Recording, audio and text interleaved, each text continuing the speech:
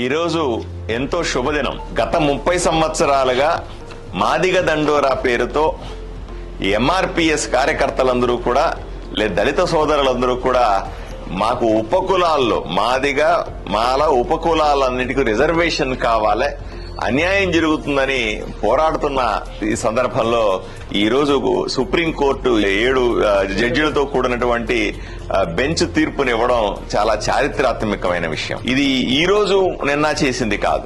30 సంవత్సరాల ఎంతో మంది కార్యకర్తల త్యాగఫలం.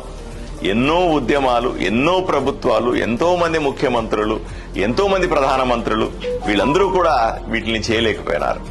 గత సంవత్సరం 2023 నవంబరు 11వ తారీఖున మన ప్రధాని నరేంద్ర మోదీ గారు హైదరాబాద్ లో విశ్వరూప బహిరంగ సభలో మాదిగలకు హామీ ఇచ్చినాడు. నేను కూడా మాదిగ దండోరా కార్యక్రమం